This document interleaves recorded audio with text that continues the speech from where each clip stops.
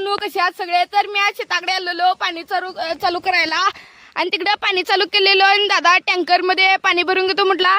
तर मी तिकडे आता पाणी लावलोय, ते वरती आमच्या खालच्या कॉम्प्लेक्स कडे जात आहे, तिथं दादा भरून गेलाय. मग मी इकडे थोडं सावलीला येऊन बसावं म्हटलं आणि इकडे बसलोय. आणि तुम्हाला मागच्या व्हिडिओ मध्ये मी सांगितलेलो की आमच्या ट्रेवचं म्हणजे काम सगळं दाखवेन तुम्हाला. तर हे बघा, अजून एक ऍड केलोय मी, म्हणजे ह्याच्या बुडी पिंजर घालून ते इथं एक गॅप पण होता तो पण भरून घेतलो आणि इथे एक प्लेट पण लावून घेतलो स्टीलची आणि इथं तट घालून ह्याच्या बुडी पिंजर घालून तट घालून मोळे वगैरे मारून घेतलो. तर इथं अजून पण काम बाकी आहे. इकडं बघा, इथं म्हणजे अजून पिंजर घातलो परंतु हे तट घालायचं बाकी आहे. आणि इकडं एकदम निवांत बसलोय बघा, भारी.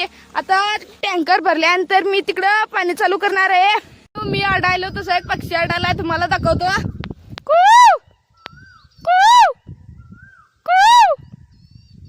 बघितला?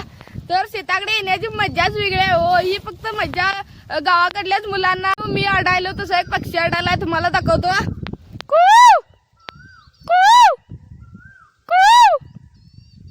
बघितला? तर शेताकडे येण्याची मजाच वेगळी आहे हो. ही फक्त मजा गावाकडल्याच मुलांना माहित असते.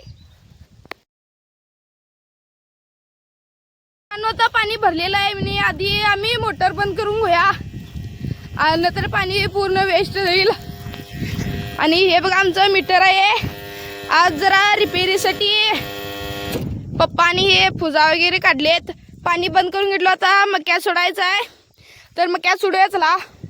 मक्यात पाणी सोडायसाठी सर्वात आधी तर ही पाईप त्या सराला न्यायला पाहिजे. तर मी पाईप सोडून त्या सराला नेतो.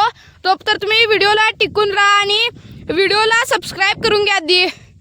आता हे लब्बर सोडून घेऊया.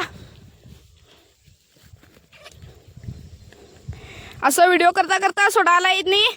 तर मित्रांनो, मी लब्बर सोडलोय. तर हे पाणी जे वरती गेलेलं पाईपेतलं परत रिटर्न यायलंय बघा. हे बघा,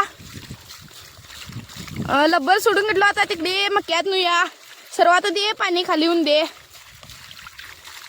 तर मित्रांनो, मी आता तिथून पाईप इकडं वडून आणलेली आहे आणि आता पाणी चालू करून या सगळ्या मक्याला आता पाणी सोडूया. आता परत पाणी चालू केलो. आता फावडी घेऊन चला पाणी पाजवायला.